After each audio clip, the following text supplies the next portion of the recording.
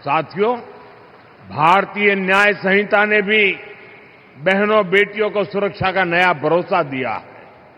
इसके तहत महिलाओं के विरुद्ध गंभीर अपराधों में तेजी से फैसले आने लगे हैं। इसी प्रकार महिला थानों और परामर्श केंद्रों का नेटवर्क भी निरंतर बढ़ रहा है। आज यहां भी एक महिला पुलिस चौकी और परामर्श केंद्र के भवन पर काम शुरू हुआ है। ऐसे कदम बेटियों को सुरक्षा की गारंटी देते हैं। साथियों, जब महिलाओं की आर्थिक शक्ति बढ़ती है तो घर में उनकी आवाज भी उतनी ही बुलंद हो जाती है। इसलिए सुविधा और सुरक्षा का विश्वास देने के साथ साथ हमने बहनों की आर्थिक भागीदारी बढ़ाने पर बल दिया है। बीते 11 वर्षों में देश की करीब 10 करोड़ बहनें सेल्फ हेल्प ग्रुप में जोड़ी गई हैं। काशी की भी 1.25 लाख बहनें ऐसे समूहों से जुड़ी हैं। इन समूहों को लाखों रुपए की मदद मिल रही है, जिससे बहनें अपना काम कर रही हैं। ऐसे ही प्रयासों से अब तक 3 करोड़ बहनें लखपति दीदी बन चुकी है। 3 करोड़ लखपति दीदी, और इसमें बनारस की भी हजारों बहनें शामिल है।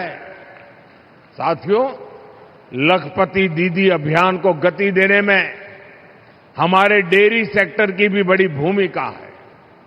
यहां बनास डेयरी से जुड़ी लाखों बहनें बहुत ही शानदार काम कर रही है। आज इन बहनों को बोनस के रूप में 106 करोड़ रुपए सीधे मिले हैं। मैं इन सभी बहनों को बहुत बहुत बधाई देता हूं। मैं काशी में डेयरी सेक्टर से जुड़ी महिलाओं से कहूंगा, अभी तक शुरुआत भइल हो, बनारस बड़ी, बनारस डेयरी बड़ी और ई बोनस भी बढ़त जाए।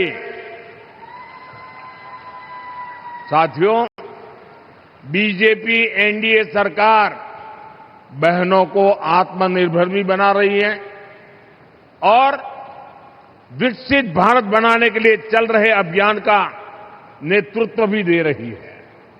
डिजिटल पेमेंट्स को आगे बढ़ाने में हजारों बैंक सखियों की बड़ी भूमिका है। बीमा और इंश्योरेंस से जुड़े काम को बीमा सखियों का नेतृत्व मिल रहा है। प्राकृतिक खेती के काम को आगे बढ़ाने में कृषि सखियों की बड़ी भूमिका निभा रही है और खेती में जो ड्रोन क्रांति आ रही है उसका नेतृत्व भी हमारी नमो ड्रोन दीदियां ही कर रही है।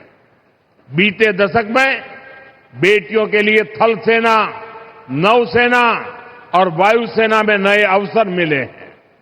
पहली बार सैनिक स्कूलों और डिफेंस एकेडमी के दरवाजे भी बेटियों के लिए खोले गए हैं। यानी बीजेपी एनडीए सरकार का मतलब ही है नारी का सशक्तिकरण, नारी का उत्थान, नारी का जीवन आसान। साथियों, आज हर क्षेत्र में, हर मोर्चे पर भारत की बेटियां इतना शानदार काम कर रही हैं तो स्वाभाविक है नीति निर्माण, राष्ट्र के भविष्य से जुड़े फैसलों में भी बहनों बेटियों की भूमिका और बढ़नी ही चाहिए। देश को आज इसकी बहुत जरूरत है। इसके लिए भी ईमानदारी से काम किया जा रहा है। देश की नई संसद बनाने के पीछे भी बहनों की भागीदारी का विचार एक बड़ा कारण था। नई संसद बनी तो पहला काम हमने महिलाओं को 33% आरक्षण देने का ही किया।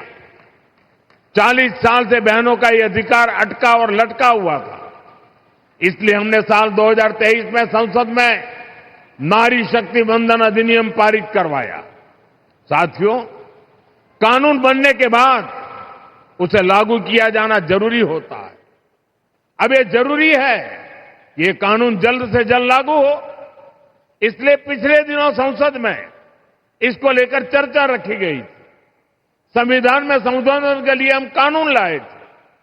ये संशोधन ऐसा था जिसके बाद ज्यादा संख्या में बहनें विधानसभा और संसद में पहुंच पाती। लेकिन साथियों, कांग्रेस, समाजवादी पार्टी, टीएमसी और डीएमके जैसी पार्टियों ने एक बार फिर देश की महिलाओं को धोखा दिया। ऐसे दलों ने 40 साल से महिला आरक्षण पर ब्रेक लगाया हुआ था। अब समाजवादी पार्टी ने फिर से इसे लाल झंडी दिखा दी है। साथियों, असली बात यह है कि ये सारे परिवारवादी और तुष्टीकरण में डूबे दल नारी शक्ति से डरे हुए हैं। आप सभी से डरे हुए हैं। ये परिवारवादी दल देश की उन बेटियों को विधानसभा और संसद नहीं आने देना चाहते, जो कॉलेज कैंपस से लेकर पंचायतों, स्थानीय निकायों तक हर जगह अपने दम पर नेतृत्व दे रही है। ये जानते हैं कि अगर धरातल पर काम करने वाली बेटियां ऊपर आ गई तो इनका नियंत्रण खत्म हो जाएगा, इनकी सत्ता पर सवाल खड़े हो जाएंगे। इसलिए ही जो परिवारवादी दल है, ये संसद में हुए विरोध में सबसे आगे रहे हैं। साथियों, मुझे संतोष है कि देश की बहनें, बेटियां इनकी इस कुटिल मंशा को पहचान गई है।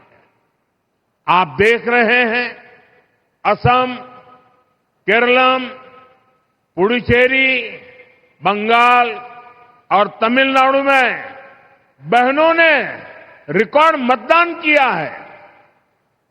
महिला आरक्षण विरोधी दलों को अंदाजा नहीं है कि बहनों का ये वोट महिला विरोधी इन दलों को सजा देने के लिए हुआ है। साथियों, बीजेपी एनडीए सरकार का एक ही मंत्र है, नागरिक देवो भव। देश के नागरिकों की पढ़ाई, कमाई, दवाई, सिंचाई और सुनवाई, ये हमारी प्राथमिकता है। इसी भाव के साथ आज यहां काशी के विकास को भी विस्तार दिया गया है। गंगा जी पर सिग्नेचर ब्रिज बनने से पूर्वांचल की कनेक्टिविटी और सशक्त होगी। साथियों, बीते